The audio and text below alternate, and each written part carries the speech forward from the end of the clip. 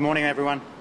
Police have arrested 10 people following this morning's unlawful protest activity in the CBD. Those people will be charged with the recently introduced legislation from the government relating to the obstruction of major roadways. Police will be reviewing CCTV and other video sources following this morning's unlawful activity, and it is likely other people will be identified and arrested. I encourage those that continue to participate in this unlawful protest activity to reconsider. Police will continue to be out in force in the coming days as this group continues their unlawful disruption of Sydney. They appear hell-bent on continuing this activity to disrupt the people of our city.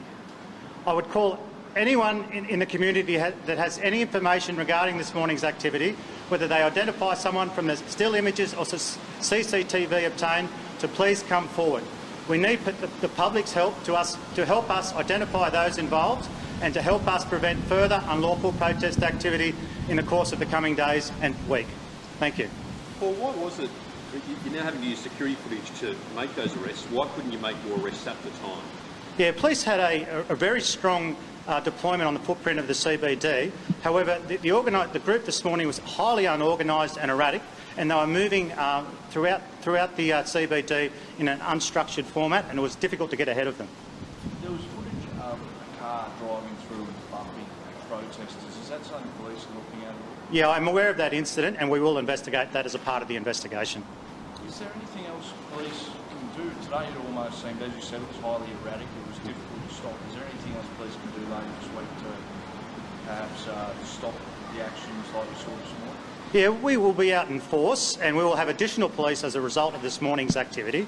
And what I will say, the behaviour of this group was nothing short of criminal activity. The throwing of bicycles, the throwing of garbage bins, the throwing of other items in the path of police, in the path of media, in the path of innocent members of the public just walking by will not be tolerated and cannot be by the people of New South Wales or the New South Wales Police. Paul, there's people that are at the protest today who might now be sitting at home thinking, you beauty, we've got away with it. What's your message to these people? The message is very clear for that group. As I said, we are reviewing CCTV, we are reviewing our holdings.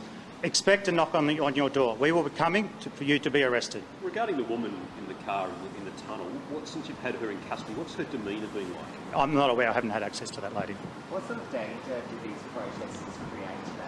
It's incredible danger. Not only are they throwing items on the roadway, but the woman that stopped that car in the entrance to the Harbour Tunnel placed herself at risk, placed members of the public at risk, and her rescuers at risk. It is incredibly dangerous, unacceptable behaviour.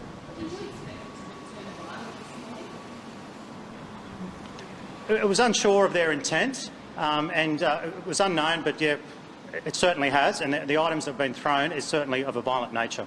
How did they get the woman out of that car in the harbour tunnel? Did they cut the steering wheel? Yeah, police were in position for such behaviour, and police rescue were on scene quickly, and they did cut that woman free from the vehicle. Do you think they'll target the CBD over the next coming days, or are they going to go back to Port Botany or other pieces of infrastructure? We're unaware of where they will target, but I will tell the community that we are out in force at all locations. You would have seen police on all the highways and roads leading into the CBD this morning. We're at Port Botany, we're at the railway stations. We have a really good spread across the CBD and the metropolitan area for future behaviour like this. Are you aware of any injuries from today, be it police or media or protesters? Any injuries reported? Fortunately, there have been no reports of injuries that I'm aware of, but we're still calling for people to come forward to provide further information. If people want to protest about climate change, what would you suggest they do? There is a highly recognised way to protest. Notify the police, submit what we call a Form 1, and they can protest through the streets of Sydney. We'll see it on Thursdays this week with the upcoming teachers' protest. We facilitate numerous protests in the CBD. There is a way to do it, but the way they did it today is totally unacceptable and will not be tolerated. What's happening with the people in custody at the moment? Have any charges been laid? How long are you expecting that to happen? We're currently going through the charging process with them. 10 people. It will take some time. So would you expect that to be in court tomorrow or maybe late today?